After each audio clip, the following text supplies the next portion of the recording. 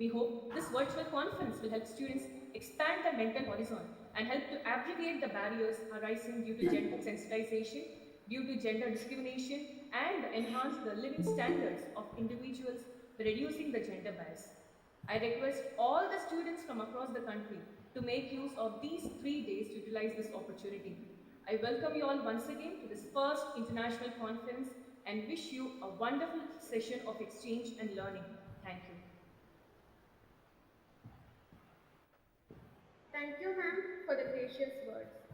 On this pleasurable moment, may I now invite Thiru N. Palamalai, IAS retired, Managing Trustee and Correspondent, CTTE Trust, to deliver a special address. Please, sir. Mrs. Rahana Ami, Councillor, Ventry Ward, City of London. Dr. Srimati K. Founder and CEO, Space Kids India. Dr. S. Devi, Principal CTTE College Women. The Halima Zahra, Head Department of Psychology, CTTE College for Women.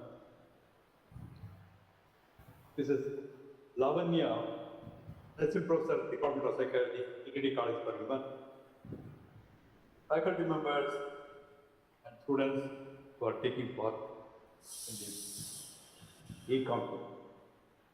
At the outset, I congratulate the Department of Psychology, which in collaboration with IPAC and Center for Social Development of the college has organized this international conference on mental health and gender sensitization.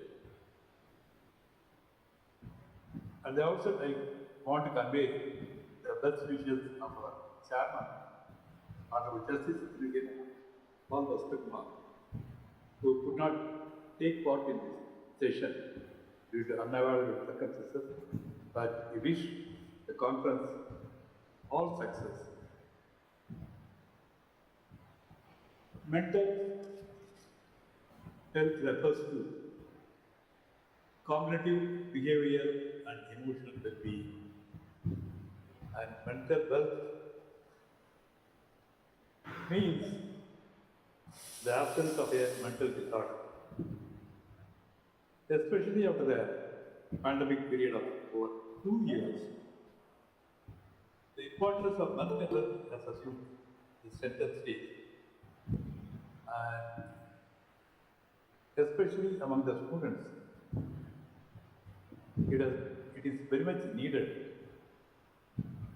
After the 2-year pandemic period, absence from socialization with other peer group and only devoting to the digital way of learning, they have developed a lot of problems, especially anxiety, stress, and dependence on the parents. And even the parents are more concerned about the children when they come to the school now when it is open. The teachers also face similar problems, especially stress. And therefore, mental health has to do, and your conference, I believe, will look into these aspects and suggest ways and methods. And the main disorder is said to be anxiety. There are many mental disorders: mood disorder, anxiety disorder, personality disorders, psychotic disorders, eating disorders, and trauma related to disorders, and substance abuse disorders. So many things. But I believe if you give importance to this anxiety aspect and stress, you will go a long way. And especially talking to the people, and then finding out the exact problem will go a long way solving the problem and taking it. And I believe that you could look into these aspects and especially social withdrawal. The students when they attend school now, they don't have eye-to-eye contact with the teachers. This is the biggest problem they face. And they are finding it. And many of them have forgotten even the alphabet, especially the primary section. I believe that we can talk about the feelings of the people, keep them active, and keep them eat well, drink well, and sleep well, and connect them with other people, and then encourage them to learn new skills and pay attention to all these things. Another thing is the gender sensitization that refers to raising sensitization of gender equality concerns. Women should be treated on par with them men. That's the most first thing that is needed. Recently in India, they held a survey. 93% of the men said that the women should obey the orders of men. This is the mentality which should be eradicated. This needs educating the parents on so as to modify the behavioral aspect of men and not about women, but it is about society. Women and children are vulnerable situation. The content will look at all these and is a spoke of the various topics in which they will be delving with media session. He spoke extensively. I believe that if, especially how the girls could access to education them, change them. You educate the girls, college level, and then teach them ethics, and then make them stand on their own legs by seeking employment. So going on this. Then gender violence and sexual assault against women that has to be really addressed in your campus. And we should end the child marriage and so many things to see that the children, the women are empowered and women are treated on par with the men. Especially in the organized sector, the women are not paid equal pay on par with the men. So this is a melody that is existing for a long time. I believe not only the government, but the private organization, this kind of seminar will go a long way remedying all these aspects. I wish success for the contest. I wish the organizers once again for having convened this kind of wonderful international conference. Wish all the best. Thank you. Thank you, sir, for the insightful words. Now, may I request our beloved principal, Dr. S. Devi, to felicitate the gathering. Please, ma'am. Thank you, Parveen. Respected Managing Trustee and Correspondent,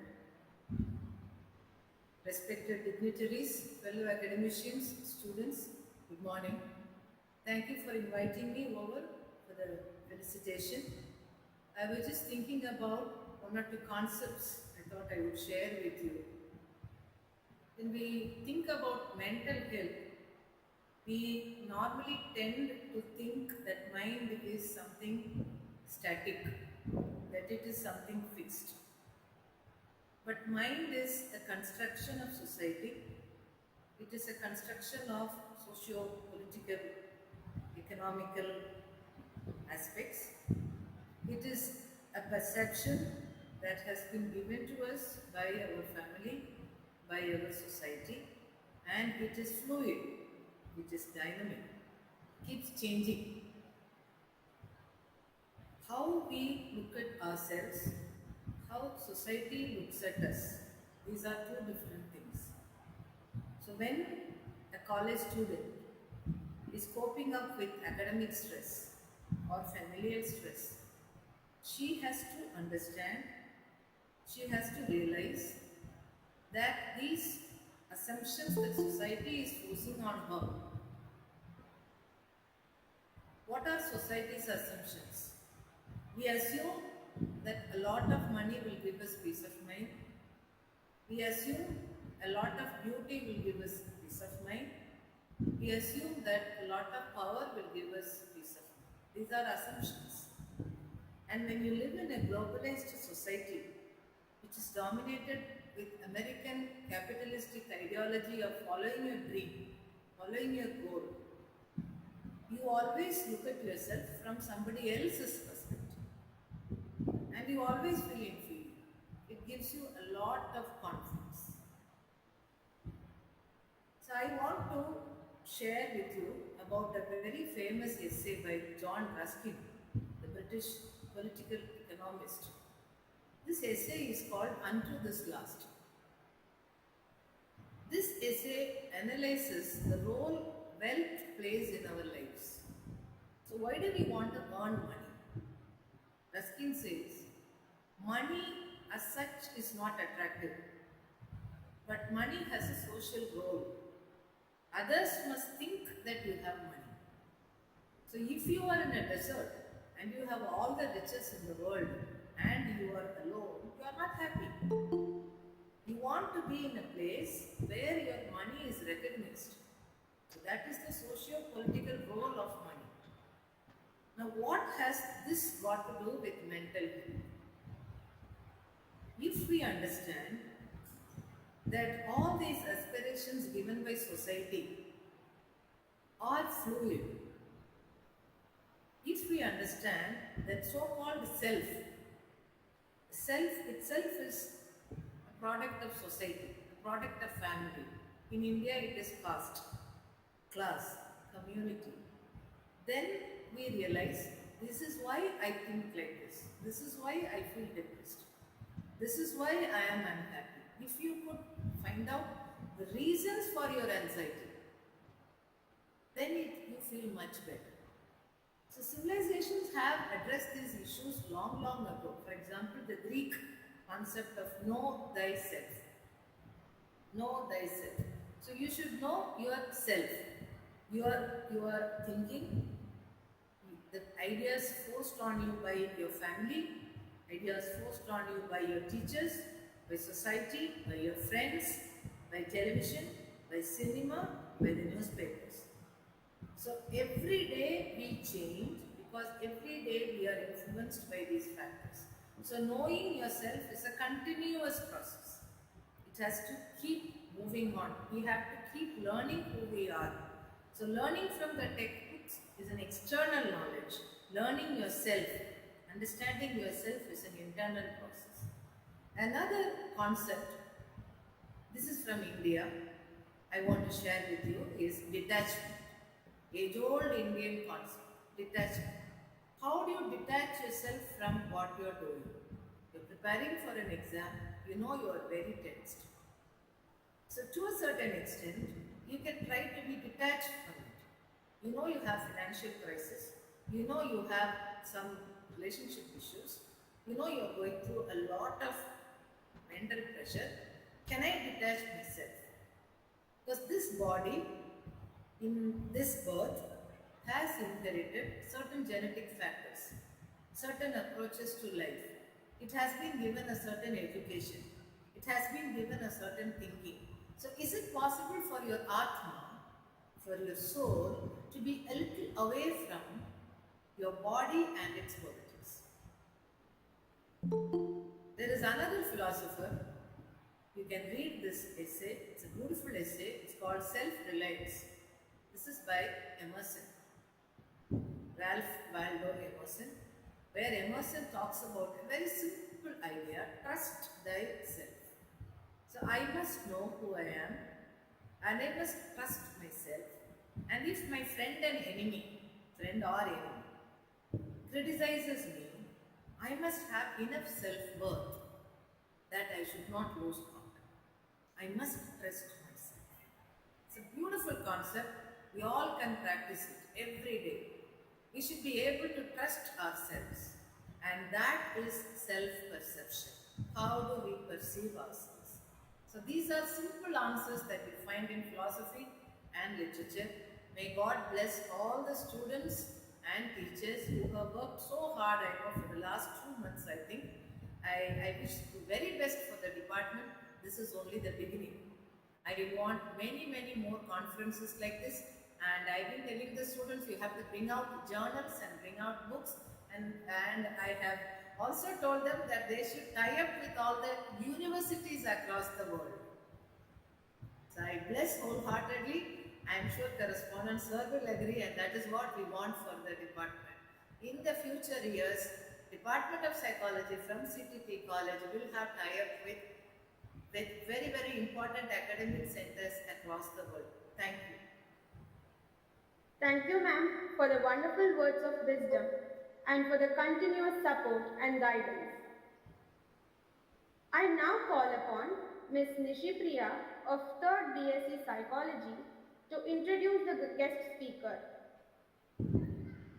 Good morning, everyone. I once again welcome all of you to this 3-day international e-conference hosted by the Department of Psychology in collaboration with IQAC.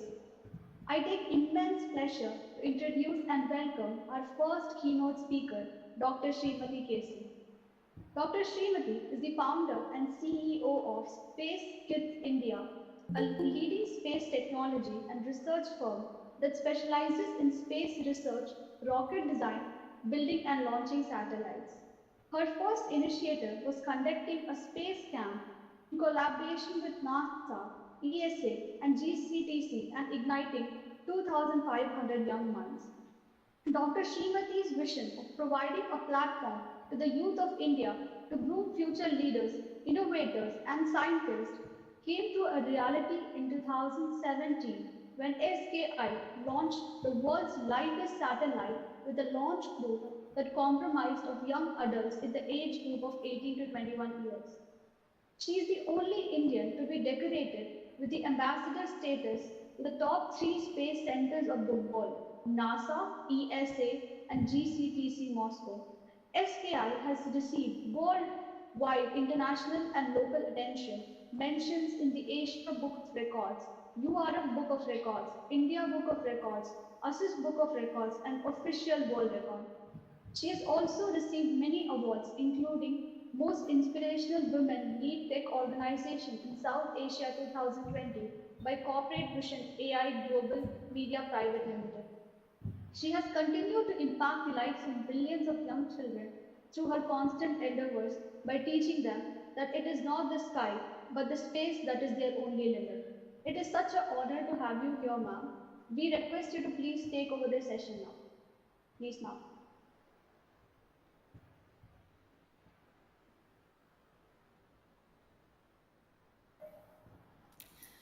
Good morning, everybody. Good morning. So happy to be here and on this special occasion, I should say. Fabulous. Thank you so much for the invitation, Alima. I think I am coming here for the second time. So absolutely thrilled to be back here again. And I don't know, there is a sudden energy flow, I should say, because I was in the ICU for almost 10 days. And it's about 3 weeks since I got out. I was very critical. So people thought that was going to be my end. But I think God thought, no, there is some more things that you got to do. So please come out. So He's brought me home safe. And this is the first online session that I am doing after my, after coming back from the hospital. So it's very, very special for me and especially for Women's Day. And the topic was so interesting. Psychology is my favorite subject, though I am not well versed or I'm not acquainted with that. But this is the most topmost ingredient any woman should possess, I would say. Psychological strength. Because everything starts from here. Everything starts from here. And people say you need to be very kind-hearted, everything starts from here. But I think only emotions start from here, but all the strength starts from here. There are so many people to put you down, pin you down. But for you to come back, I think you need to have this strong. Well, that is how I think I started praying when I was in the hospital, and I said, I am going to come back. The doctors were like saying, no, you're critical, your SpO2 70, it is going down. So they kept on saying, we are not very sure, madam, just pull up. I said, come on, you guys have done medicine. I know you trust yourself only through your medicine. But for me, I trust myself, I trust the Almighty. So with that strength, I am going to get back very soon.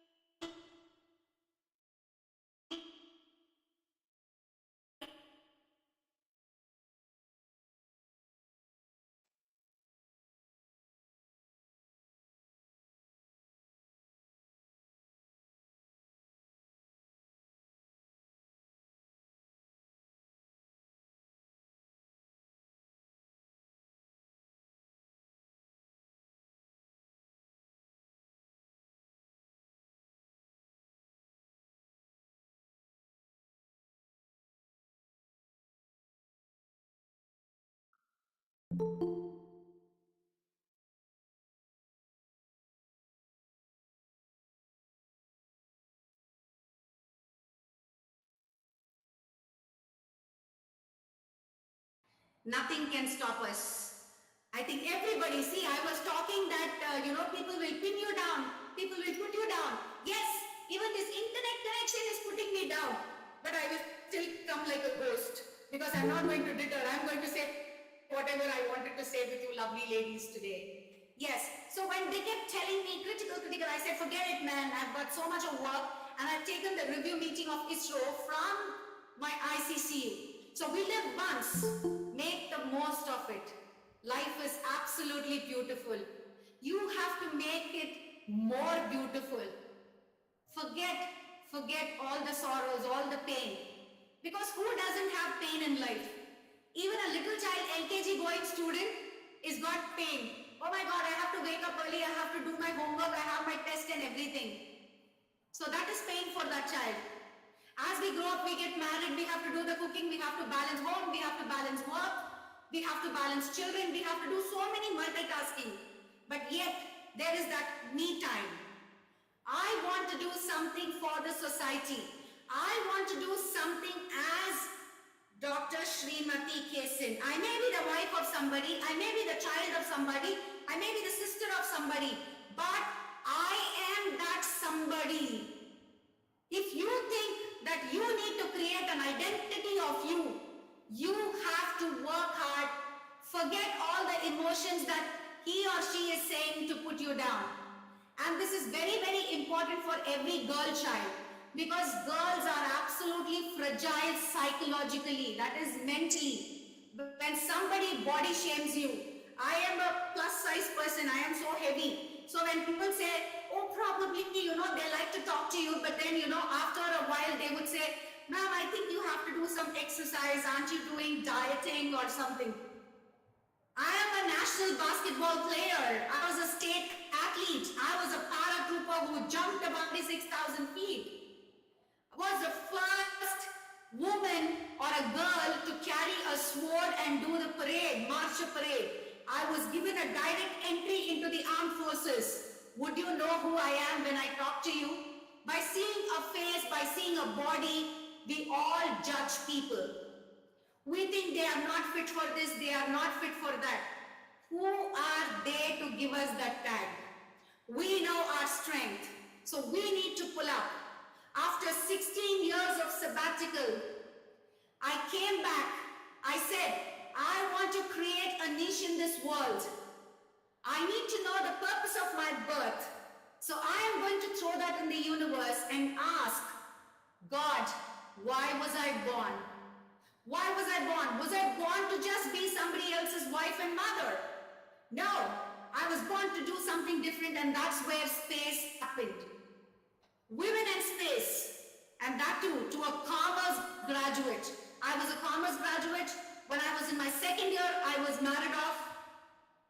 So I did multiple things without my family, knowing about it, because typically a South Indian family, they feel that, once you're married, you have to be at home, take care of your family.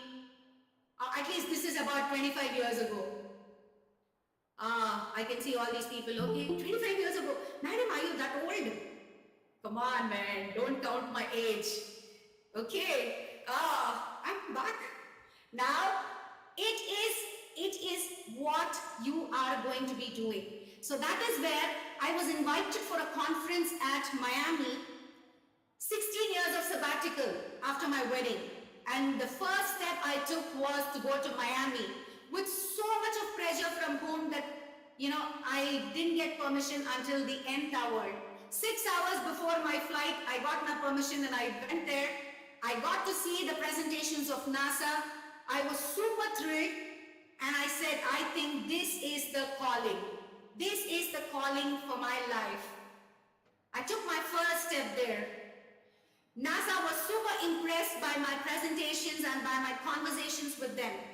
They gave me the ambassador status for the space camps, the first Indian woman to get the ambassador status for NASA space camps.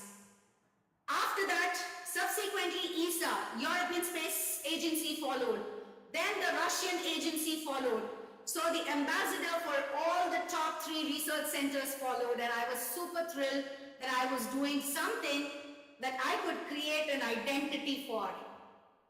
I had taken almost about 3,500 children there and won so many accolades. But ultimately I felt, oh my God, what am I doing? I am doing something for a different country, because I was given the award at Washington DC for getting their tourism, their almost, for supporting their tourism and increasing their financials in tourism, US tourism. Oh my God. I said, what is this? I think I have to get back and do something in India for the Indians. Why do I have to do this for another country? Then started interacting with all the chief ministers, and we started working on workshops. And finally in 2015, we put up the first balloon sat in the country.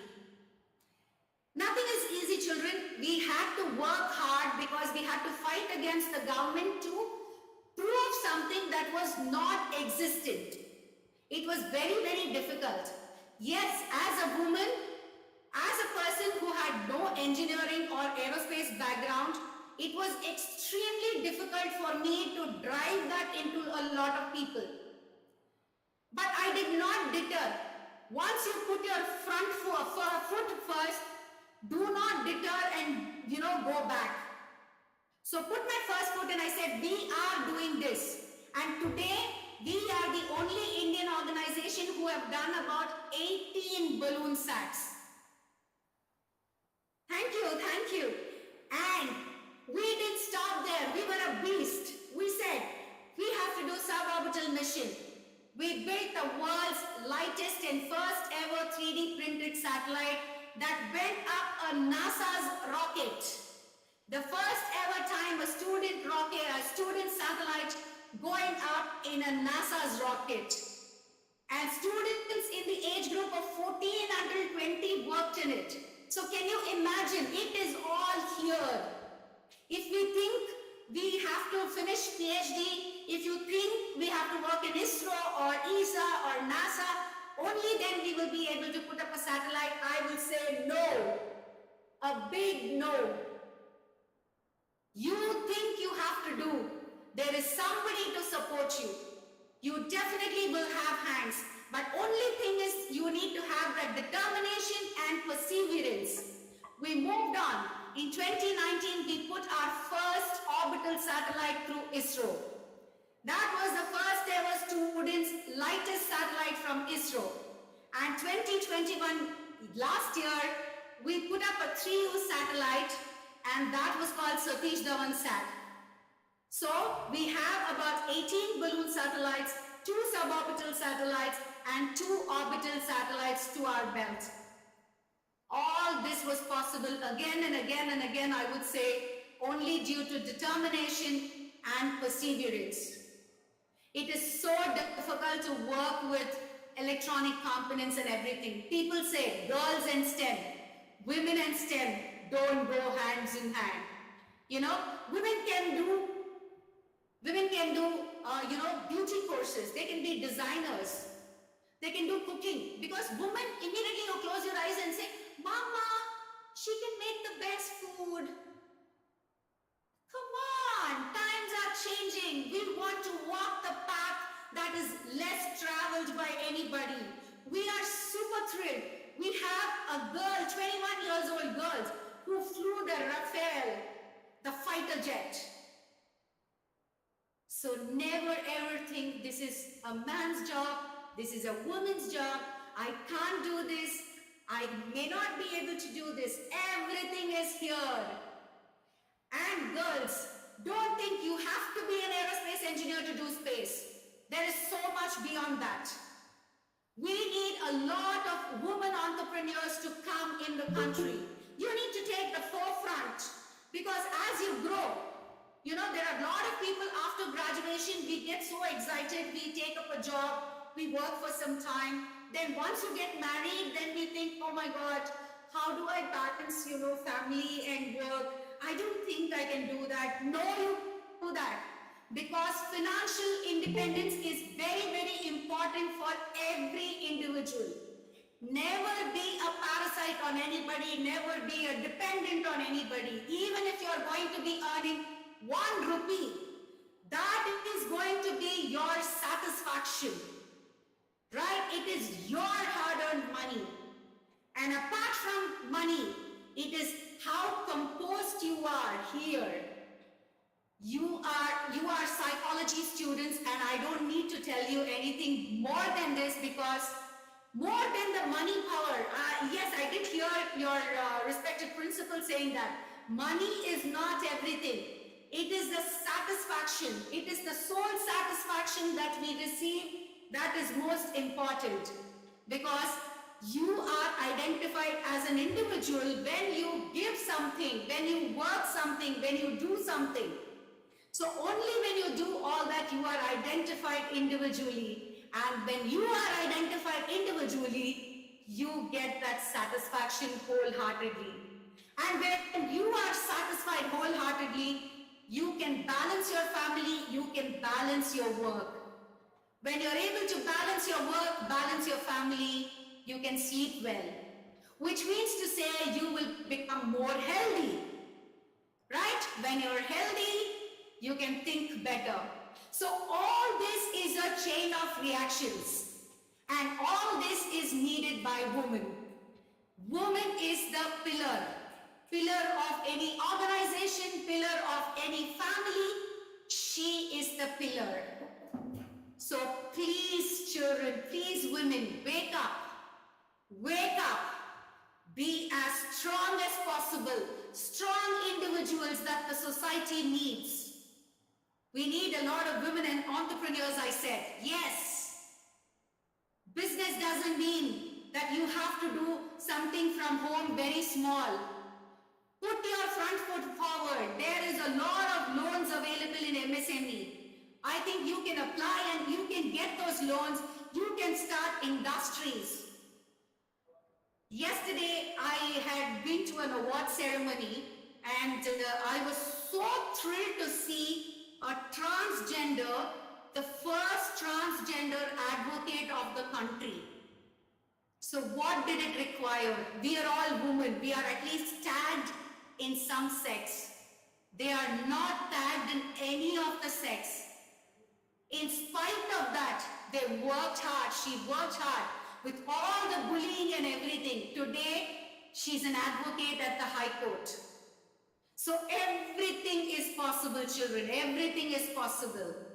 It is only you who has to decide what you want to do and how you want to be, how your life has to transpire. There will be millions of people coming and talking to you and telling you, maybe we should not do this, maybe this is not woman's job. No, there is nothing called as no woman's job. Today, when we are celebrating this Women's Day, we have to stand by each and every woman. At least give hand to one woman. Pull her out, because not many people have that self-confidence to put the first foot forward. You are all empowered women. So please hold hands of your neighbor, pull her out. Pull her out. Your smile is your strength. I can see Miss Rahana so beautifully smiling all through. It gives a positive feel. You know, even if I have to say, oh my God, I don't want you. When I see a smile on the opposite side, I feel probably this is not the way to be told. You know, there is that slight shift in how we present ourselves when we see a smile. And woman and smile are synonymous to each other. We have that power. We really have that power to control the situation, to put forth everything together in a capsule and bring out a baby, right? God has blessed us with that too. So we have the power to bring out another life from us. So when that can happen, anything and everything is possible in this world, right? So I don't think I should be taking more and more of your time. Well, I would like to say one small thing that I'm super excited about. We are working on our next project. Parallelly, I'm actually talking to those children also. We are working with 750 girl children across the country. They're all government school children and high school children. We are putting up another satellite called the Azadi Sat for the 75th Independence Anniversary of India. That is this year. And these children are going to be working on that satellite. So we are super thrilled that we are able to do this little change in the country for these children. So I can see such beautiful blooming faces here in your college. It is just that you all come together, come for a cause, come for a purpose, identify each one of your strength, put it together and create that difference for the society, because you are all wonderful creation of God. Believe in yourself. Each one's nose may be like this, eyes may be chinky, cheeks may be down. Forget all that. We are women, women powered. So show that power, emulate that power, and bring the best in this society. Okay, children, thank you so much for the opportunity given. I truly enjoyed this morning being with all of you. Thank you. Thank you so much, Alima, for the invitation. Thank you, respected principal. And Rahane ji, I will not forget you for your smile. Thank you so much for this invitation. Have a beautiful day ahead. Happy Women's Day. And may God bless you for the successful commemoration of your conference. Good luck. Thank you so much, ma'am, for your wonderful and enlightening session. We are deeply inspired by the in-depth knowledge you have imparted to all of us. It was really inspiring to know your journey, and it will definitely provide a motivation to all the young girls. And I wish you all the very best for your project. Thank you so much, ma'am. Thank you. Thank you. I deem it a great honor to introduce the next speaker of today's session, Mrs. Rahana Amir. She is the first Indian-born woman to be elected as an independent councillor in the City of London Corporation, 950 years of history, March 2017 for Coventry Ward. She is a serial entrepreneur with businesses in IT, engineering, and management consulting, as well as education and healthcare. She has over 25 years of experience in IT management consulting, where she has successfully led, managed, and implemented huge multi-billion pound IT and businesses transformation programs for global corporations throughout the world. Mrs. Rehana Amir is an honorary member of CEO Clubs Network UAE and a fellow of Royal Society of Arts. She also serves as a trustee of London and serves on the East London NHS Foundation's Trust Significance Business Committee, where she provides strategic advice and direction on the trust's investment and other commercial initiatives. It's indeed an honor to have you here on with us both, ma'am. I would now request you to take over the session, please, ma'am. Yeah, sure. Thank you, Nishi. That was really kind of you to go through my profile. So thanks for reminding me what my work is. So first of all, I think the previous speaker, she was like really supercharged, and I was amazed seeing her energy and her enthusiasm. So thank you so much for that. And so yeah, I'm quite a very good morning to one and all of you, and a very happy International Women's Day. I think we all need to be very proud of being a woman, and that there is a day that recognizes. So it's not just this day alone where women should be recognized or made to feel happy. I think on an everyday basis, we need to have that recognition and presence to excel in our life, or do the things that we need to do, or we are passionate about to do. So once again, I would like to thank every one of you all, like, for choosing me to come over here and give a share my journey and see what's the inspiration we can share with each other to learn from each other. So I'm really delighted and honored to be here this morning, and I really thank Mr. Palamalai and the principal and all the other dignitaries who are there present today. So, I mean, I think I heard a lot from all of you all. I just wanted to keep it quite casual and flowing. I didn't want to have a very formal sort of a thing, because I like to talk things which are like, very grounded, where people can relate with each other. That's where I come from. So I'm not really a very formal person where you could expect that I would read something from a notebook to say, oh, these are the points. Let's keep it a bit more engaging and casual. That's something which I like, and that's where, like, people can open up. So maybe I'll do a short share a little few things about what stereotype is, and how we as women can break those stereotypes in society. And then perhaps maybe we can open up the floor, and then, I could welcome some questions from the participants, and happy to share my little knowledge and experience that I have over the last 25, 28 years as part of my corporate life, or my public life, or even I would say my personal family life. So it's always, knowledge is always about sharing and getting to know, and how we can learn from each other and help each other. I mean, just to give you a little background about my journey. I mean, I'm basically from Chennai, born and brought up in Chennai, from a sort of an orthodox conventional family. But one thing good, I mean, one good aspect which I'm really thankful to God and to my parents is that education was something that was quite instilled very hard in my growing up years. And I think that was the foundation that really laid, some strong emphasis of the value of education in my life. And I'm really thankful to my parents who felt that though we were four daughters and one son, they never had that difference. And I think that was the real um, uh, uh, big thing that happened in my life, because of which my journey was very extraordinary. And I mean, as you know, in the Indian society, women are generally married much earlier. So I just finished college and I got married.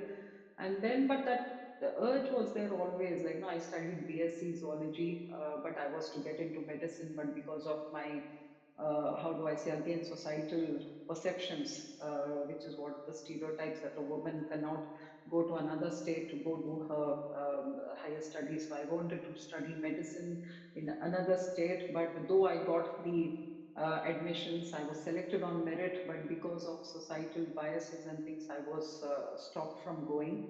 But eventually that didn't deter me, and but still, I always believed that we have one life, and if not this, there are choices, there are opportunities. So let's explore and get into other things. But then life changed on its own, and then after 9 years of marriage, but of course I was working those 7, 8 years after marriage. And then after 9 years of marriage, I felt like, I really need to have that global experience, global exposure. And that's where I took the courage, and I went to my husband and I said, yes, you've been an amazing husband to me. I know you value women. I know you value my aspirations. but I really want to go abroad, do my master's in MBA in international business. And again, thanks to my very supportive husband, because I think family support is quite imminent when you want to really grow together. And this is where I was able to convince my in laws, my husband, my children to say that I want to go to the UK to do my MBA in international business. And that's where my whole perspective of life changed.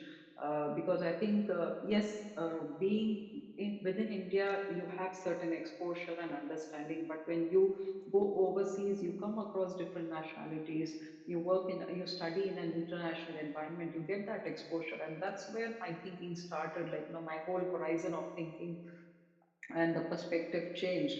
And I got a much wider understanding of what globalization is, how business is done internationally. And that was the biggest turning point in my life. And at that stage, though I was married for 9 years, having two children, I didn't have that. If I didn't stand up for myself that I wanted to acquire this knowledge and experience, maybe I wouldn't have been here today, or, like, we wouldn't have met here at this conference. So that's one aspect. So which is where I wanted to, like, the learning here is for me is that whatever I aspired to do, I took up the courage to go speak to my family and say, this is what my aspirations are, and is that something you can work with me or help me to achieve that passion or aspiration. So that's the first thing I wanted to, like, highlight, that we as women, we are always shy to go speak out. I mean, if you don't speak for yourself, then there's no one who's going to speak for you. So this is what I learned at that stage of my life when I was in my late 20s. And then after coming to the UK, as I said, things changed, perspectives changed. But one thing what I realized in studying in an international environment, and then of course getting into corporate careers, me as an immigrant woman, when I was here in the UK, it was always a challenge to prove, that we are skilled, that we have the right knowledge and experience. And there was this stereotype that, like, I mean, because I come from an Indian subcontinent, and again, I'm a Muslim woman. So people have that perception that, like, maybe we are not that well qualified.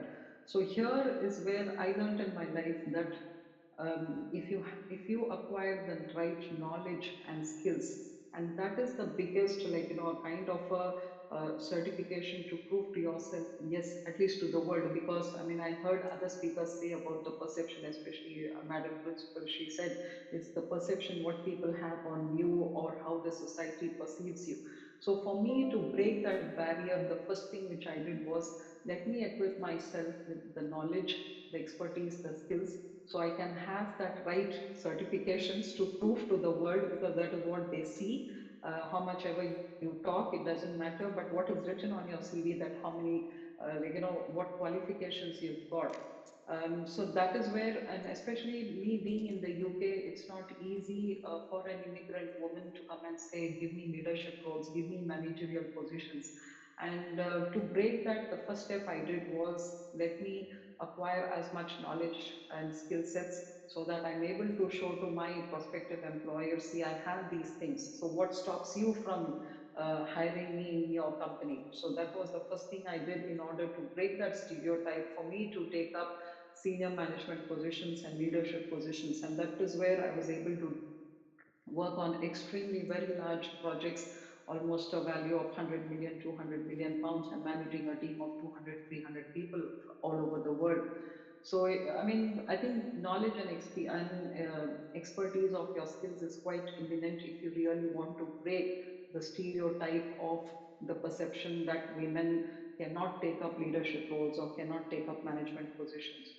And then the second thing, which I always tell, like, wherever I speak with other women, I say is networking. And this is something, um, is what fundamental, which will take you to places. So networking, when I say, it means like forming the right networks of professional collaborations. Mainly, one is there is a lot of learning that you get from these networks. You can observe people, you can see what they have done right in their lives, and is that something we can just replicate the same model? You don't need to reinvent the wheel. But seeing from networking with others, learning from their experience, asking the right questions, you will be able to form those connections. And because of that, I was able to propel in my career ladder very fast. So every almost 1.5, 2 years, I used to take up almost two levels senior positions is what I used to achieve in my professional career. And within a span of, I would say, 6, 7 years living in the UK, I reached up to the level of program director of IT for a very large international organization. So networking is very key, and especially we women, we feel so shy to go talk to people, go share our experiences or learn from others' experiences. And this is something networking plays a very, very vital role when it comes to breaking those stereotypes in a man's dominated world. I know Mr. Correspondent is here, so I'm not trying to be a bit feminist or sexist here to say, but this is what the fundamental ground reality is.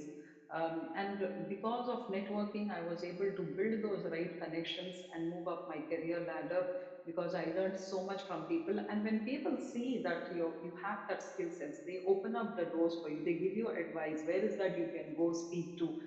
So that's sort of a very healthy professional collaboration happens. And the third thing in my life I've seen is generally women are very shy. They don't ask much questions. They feel, oh, maybe I'm asking a silly question. There is no such thing as a silly question. A question is a question. This is what I tell everyone. Everyone's mental ability of perceiving things, understanding things is different. Our mental quotient or mental maturity is different. So it doesn't mean that if someone understands that I should also understand. I never hesitate. So if I don't know anything, I go ask, sorry, I don't know. Can you explain to me again? Or I need this. Are you able to help me? So I never feel shy about it. It is about how you approach and get the answers that you need. Otherwise, you are the person who are going to suffer with limited knowledge, and you end up doing mistakes, and you make your lives miserable.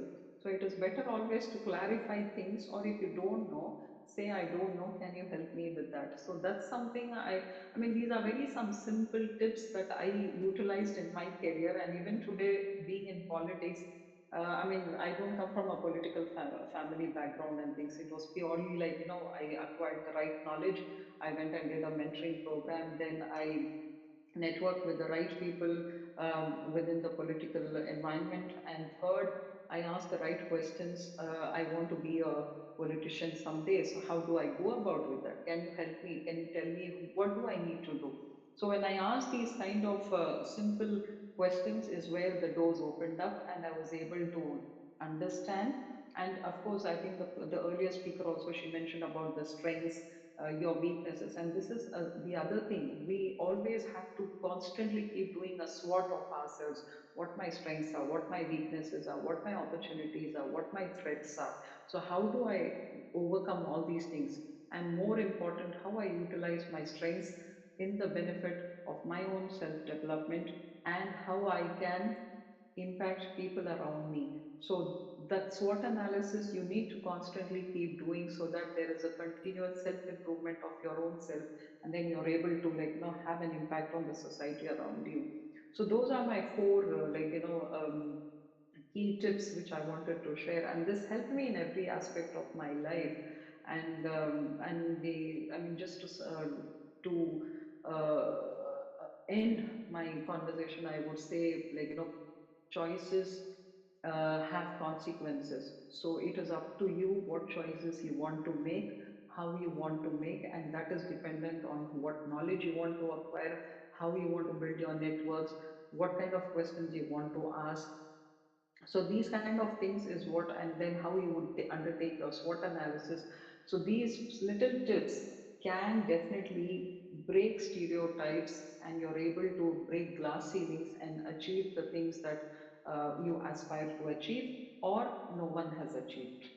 So that's how it is. Like, it is all about where you want to take your life to. And you have, as everyone said, you have one life, and you need to live to the best, so that one, you're satisfied with your own self, and second, People will remember you when you leave behind a legacy which can cherish on and they can remember on. So that's, I think, my little tips that I wanted to share here today to say how can women break stereotypes? How can they break glass ceilings? How can they achieve their aspirations?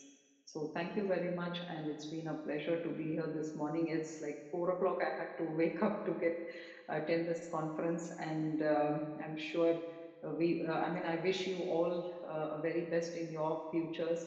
And I'm sure there will be many such conferences where we can learn from each other, because learning is very vital.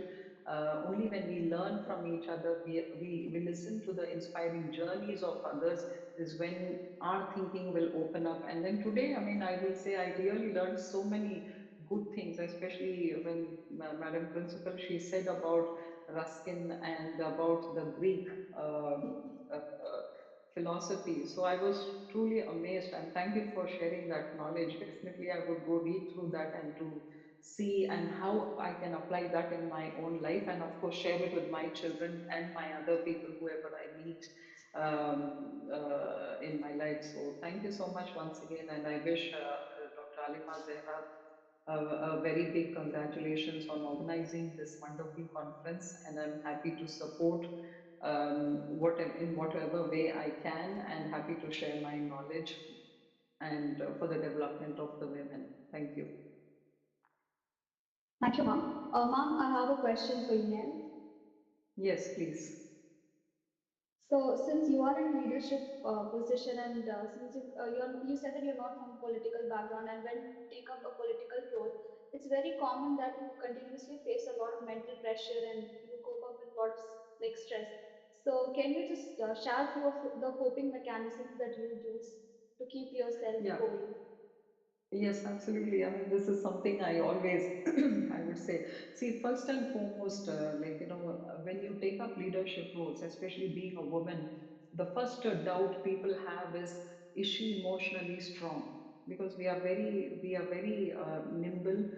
Women are very emotionally vulnerable, where we can break down very quickly. We can start crying. But in a corporate world, in a man's world, when a woman cries, it's always looked down. They say, oh, she's quite weak and she can't take up stress. She can't face criticism. She can't face conflict. So I think the first and foremost is you need to develop on your emotional quotient. And this is what I tell a lot of women who want to become leaders. You need to have that control of emotions. You need to know your emotions are for yourself, not to be shown to others. You can share happiness with others, but your emotions, because the society we are living in puts you down and measures you on that emotional quotient. So that's one thing I learned to be hard, not to share uh, my vulnerable emotions, which people can take advantage of. And second thing is, yes, we do have failures. We do, and one good thing we are blessed is we can, in the form of tears, women can exhibit or come out of their emotions. And this is something, one of the coping mechanisms, I would say, what I have seen with when I was in my initial younger days. I just used to cry for some time, and then I'll wake up, get resilient. Come on, let's get going. Enough of your crying and enough of the drama that happened. So that's something, because I can see a lot of young girls here. So this is natural. It's okay to cry. It's okay to get angry. These are all your coping mechanisms to, just let go of those emotions, let go of those anxieties and stresses. But me as a person, yes, over the years I've matured. I've seen, yes, I've emotionally built my emotional quotient strong. And second thing is, I distract myself. The moment you start distracting yourself to other things, I mean, for me is I read a lot of Quran, I pray. I mean, so that's something, it gives me peace. People can meditate as a kind of a coping mechanism. And spending time with family, that's the biggest stress buster for me, that I need to spend time with the family. And sorry, my lights are very sensitive here. So if I don't move, the lights will switch off. Okay. So yeah, those are the few things that I do. I distract myself, and I have my own solitude, me time. I like to be alone, and I just sit and ponder and think something wild. It can be anything. Maybe my next challenge, my next big thing that I want to do. So it's different for different one for everyone, but emotional control, distraction, and trying to get resilient, like, let go your emotions. You cry, you feel bad, you get angry, you shout. Maybe you can do that to yourself, but then just get up and get going. Yes, ma'am. As you mentioned, family, how do you like balance your work and life together? Like, Okay, yeah, this also something. First and foremost, always this question, if I were to be very honest with you, this question is always asked for a woman. It is not asked for a man. They don't ask, how do you balance family? So this is for something first we as women have to stop asking other women. Okay, because that's when the perception will change, that only it's not for a woman to manage balance, or work life balance is needed. Even for a man, the work life balance is needed. So that's a fundamental thing. And this is something much more talked about here in the West. But yes, I mean, in the East, it would take some time to change. So balance wise, if you see, again, biologically, we women are wired to multitask, and that's something I'm like, I feel happy about, that I'm able to multitask multiple things. But even though we have this multitasking ability and things, not all women know how to multitask. They struggle between family, but here, this is where you need to really have some clear, concrete, demarcation of your time, to say, I'm going to work only from this time to this time, and this time is for my family, this time is for my personal development or training, and this time is for my own self. So when you have that compartmentalization of your time, that is when you'll be able to work balance work life. Because what happens, I've seen, especially in the corporate world, we women want to, show that we are working hard, we will do overtime, we will work extra hours. No, you don't need to do that. In a corporate world, as of now, I can say, efficiency is managed, is measured by the quality of work that you do in that specific number of hours. So the perception here is that if you work longer hours, you have more promotion. No, nothing. It's the efficiency. And how you do that is, you plan your day, you plan your task, and you allocate time to say, I'm going to do these things at this time. So have a kind of your diary to say, from this time to this time I'm going to do this, from this time to this time I'm going to spend family. And family is always top. And in my life, first and foremost, everything is family, and work, business, politics comes only after that. Be it for a man or for a woman, I think family should be vital, and that should be number one in your list, and then the other things automatically fall one below the other. Yeah. yes, ma'am. I profusely thank you for delivering such an enchanting and insightful session. Your words were very captivating and thrilling. Thank you so much for clarifying all the questions so patiently. Thank you, ma'am. Thank you, Nishi. Really a pleasure. I now invite Miss Malika Parveen to take over the session. Thank you, Ms. Nishipriya. Joy is the simplest form of gratitude. Gratitude is a sign of noble souls. It's my pleasure to invite Mrs. R. Lavanya, Assistant Professor, Department of Psychology, CTTE College for Women, to propose the vote of thanks. Please, ma'am. Thank you, Malika. A warm greeting to all. An attitude of gratitude brings great things. On behalf of Chevalier T. Thomas Elizabeth College for Women and Department of Psychology, I deem it a great honor and privilege to propose vote of thanks on this memorable international e-conference on mental health and gender sensitization in collaboration with IQSC and Center for Student Development, comprising of Entrepreneurship Development Cell and Institutions and Innovation Council of Chevalier T. Thomas Elizabeth College for Women. Let me first of all start by giving to Almighty God for making this today's event a successful start of 3 days international conference. I would like to thank our key speakers, Dr. Srimati Jason and Ms. Brahana Amin, who, despite their busy schedules, have found time to accept our invitation. The speakers very well highlighted the theme of the conference on mental health and gender sensitization. I'm sure their words of wisdom and experience will inspire our students. especially Dr. Srimati Ketan's views on self-satisfaction and self-belief. It helps everyone. It reminds me of the following quote: Dani Mary Child, a woman is a full circle, within her the power to create, nurture, and transform. As mental health is the overall well-being of cognitive, behavioral, and emotional aspect. From the work of Ms. Rahana Rami, talk on gender sensitization and the tips of breaking the stereotypes helps us to be open to upgrade our premise. Each woman has to upgrade in such a way in order to get a clear picture that gender equal society would be one where the word gender does not exist, where everyone can be themselves. The word of the Gloria Steinem. I extend my gratitude to our chairman, Honorable Justice N. Paul Vasant Kumar, former Justice of High Court of Jammu and Kashmir, and Managing Trustee and Correspondent to L. Palamlai IAS retired for their continued support and blessings. I thank our beloved Principal Dr. S. Devi and our Vice Principal Dr. Meenakshi R. for the constant support in organizing this conference. My heartfelt thanks to Deans, HODs of various departments, faculty members, students and research scholars of various institutions who have been part of this conference as audience and for their contribution.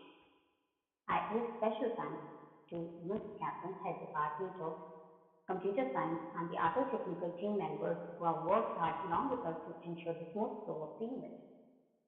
And I also thank the students of Department of Psychology in helping with the organizing of this conference. Last but not least, I extend the gratitude of to Ms. Alma Zera, the Head Department of Psychology, Ms. Timothy Bichot, Ms. Libby S. in the Department of Psychology, who have worked along with us to ensure the good stream of this first day international conference. Thank you all. Thank you, ma'am. Before we wind up this session, just to remind everyone that the afternoon session will commence from 3 p.m. and everyone is requested to join using the YouTube link which is attached in the agenda. Paper presenters are requested to join the Google Meet link by 1 p.m. The link has already been sent by mail. I thank you all once again for being a part of this program. Thank you. Thank you, everyone. Bye bye. Thank you, ma'am.